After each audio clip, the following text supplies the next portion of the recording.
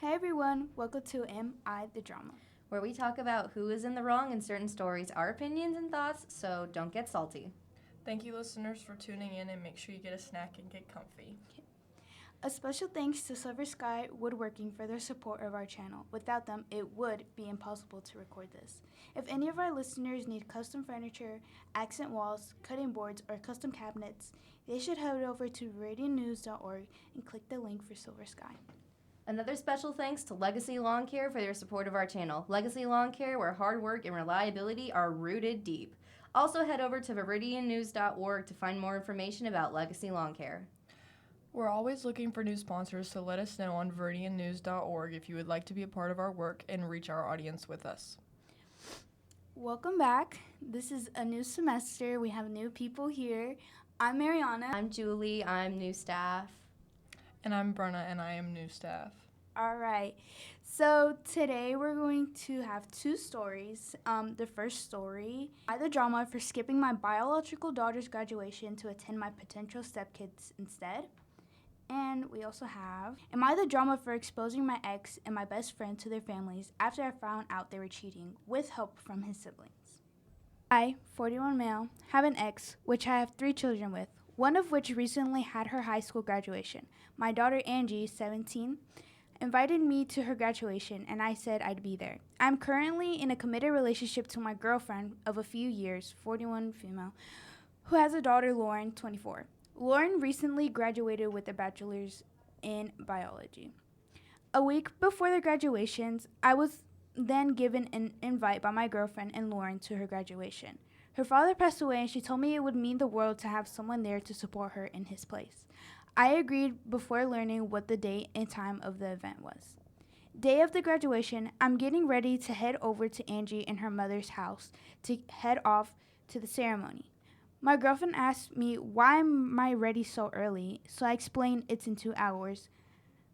Got an hour drive and want to make sure I'm there on time so I don't hold them up, as well as travel time to the venue. Then she cuts me off to say that she has no idea that was today, and told me today was also Lauren's graduation. Lauren's ceremony was 3 hours after the start time of Angie's graduation. I did some math and figured I had time to at least be partially present for Angie's graduation, give her the gift I had for her, and take some pictures beforehand. But my girlfriend was not too happy with the idea, stating it would be devastating if I didn't keep my promise to Lauren and that I wouldn't be stepfather material if I blew her off like that. I tried to explain I'd still be there entirely of Lauren's ceremony with a plan, but she just wouldn't listen, but wouldn't give me any reason why either besides just me owning it to her and her daughter. I let that get the best of me and gave Angie a call, told her I was having issues with my car and couldn't be able to attend. However, I would see her as soon as I would get the gifts and take her out to dinner to celebrate with me. I went to Lauren's ceremony later in the day. Of course, I was in some of the pictures which were posted on Facebook, and I was tagged in them. My wife, and probably Angie too, saw the photos on my page. My ex-wife is livid, saying I betrayed my daughter and blew her off for some other kid I barely know or have any responsibility for. I tried to play it off like we took Lauren's car there, but she didn't listen.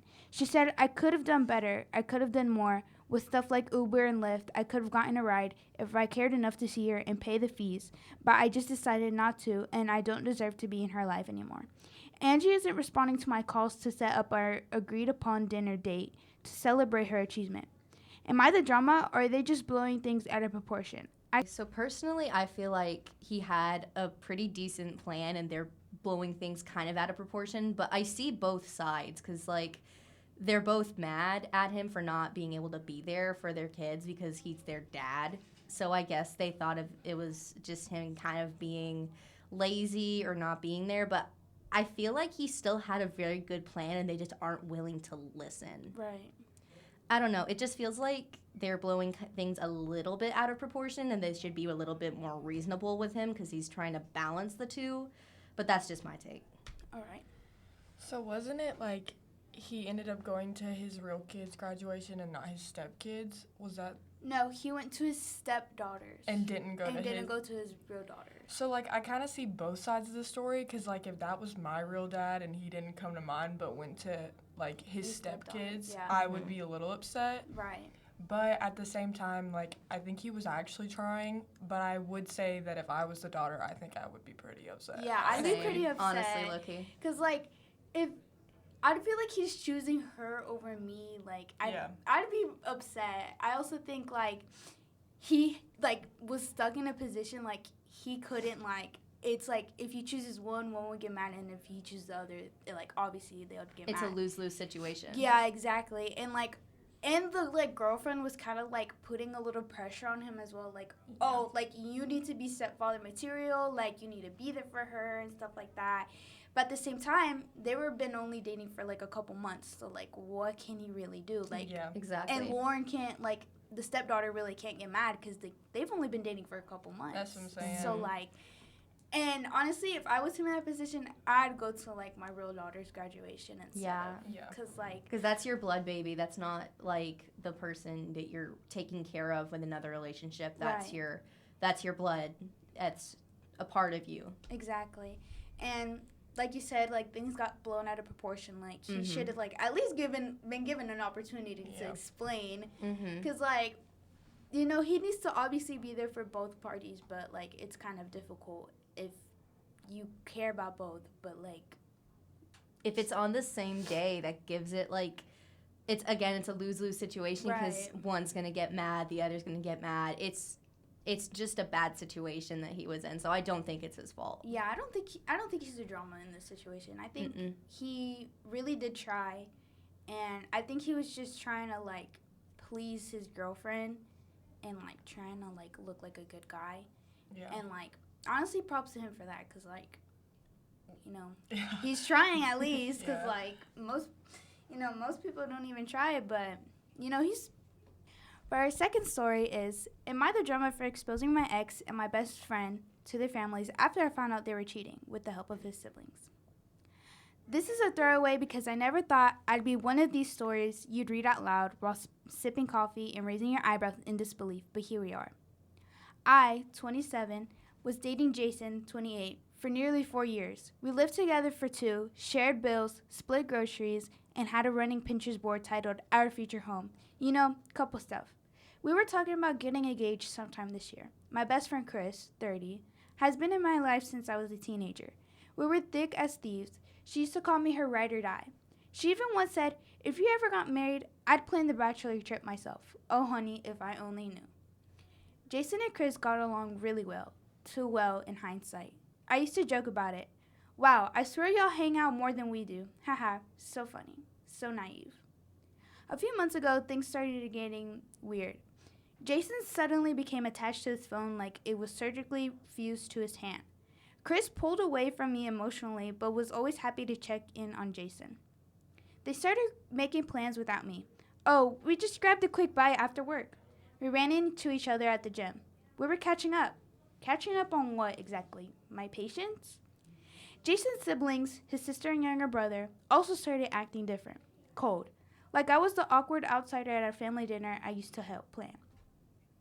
I figured I had done something wrong. Spoiler alert, I hadn't. I was just being slowly replaced and no one told me. Then, one weekend, Jason said he had to go out of town for a family thing.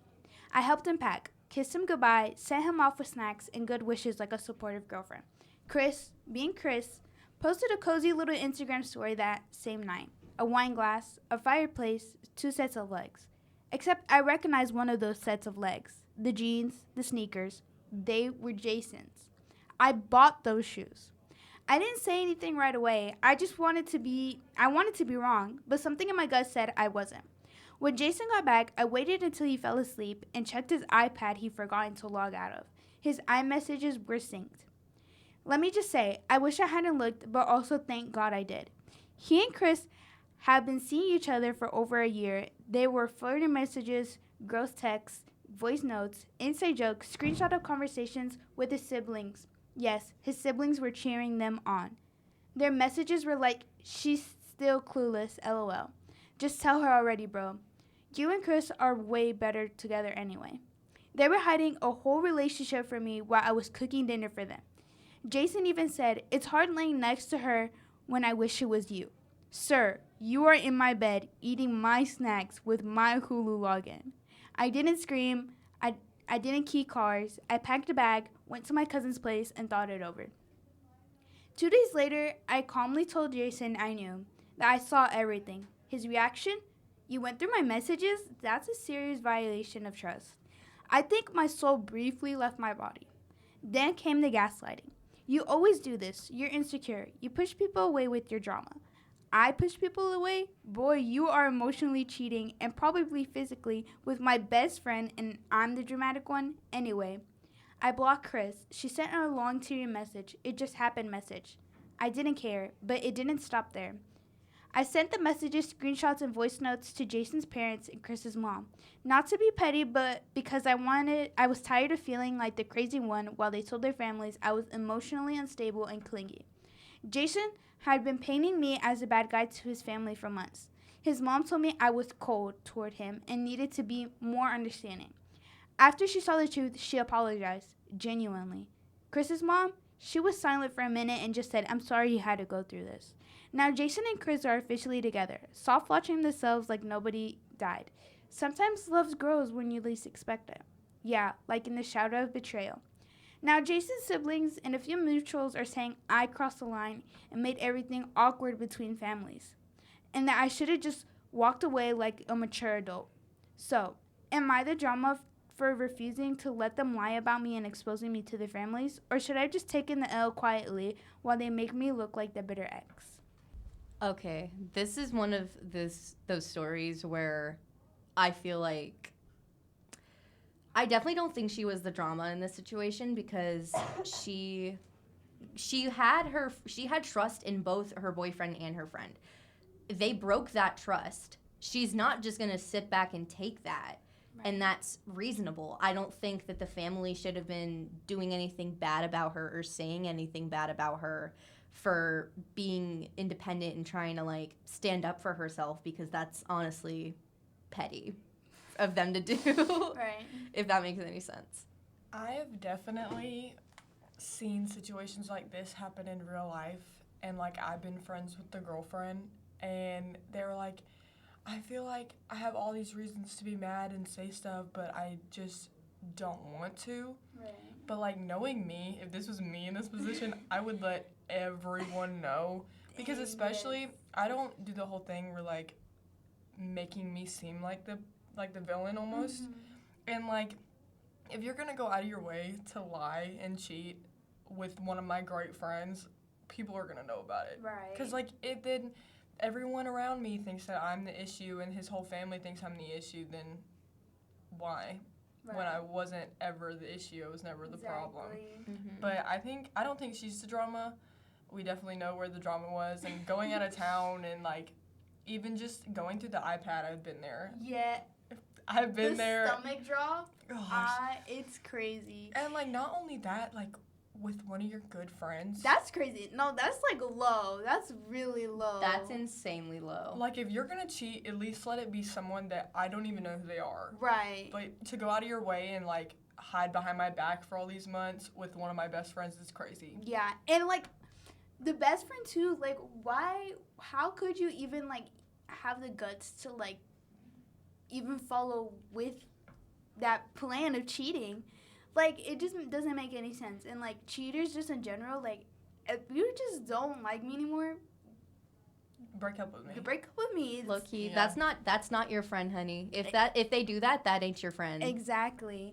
And it's just like, it's like, I feel like it's so normalized now just to cheat, to cheat. Exactly. And that is like so sad, because like, you know, like most, like, I think like most girls would want like those romance in the movies. Yeah.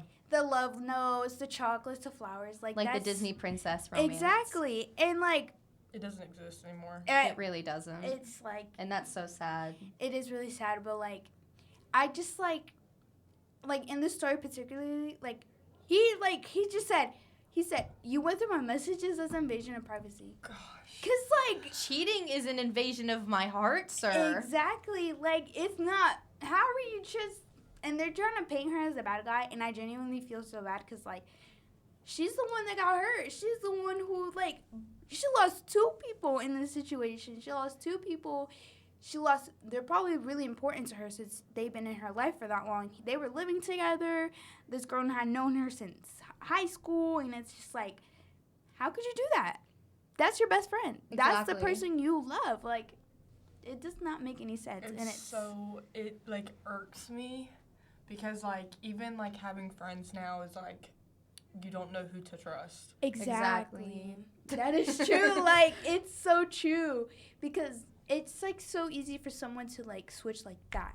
It is like so easy, and it's like it's scary how easy it is because like one day they can be how you've always seen them, and then the next they can just completely be different, and it's Exactly. like it's so crazy. It's so insane how society today has just like normalized all these bad actions, like cheating, betrayal, talking behind everybody's like back, and hating people for no reason. It's so. This is gonna sound a little. I think it's so gross that society has normalized that, and it's honestly sickening. Yeah, that is. I I agree with that. Thank you everyone for tuning in and listening to this podcast episode. Make sure to tune in to the next random Am I the Drama story. Our next podcast should come out by next month, and see y'all on the next one. Mocosos out.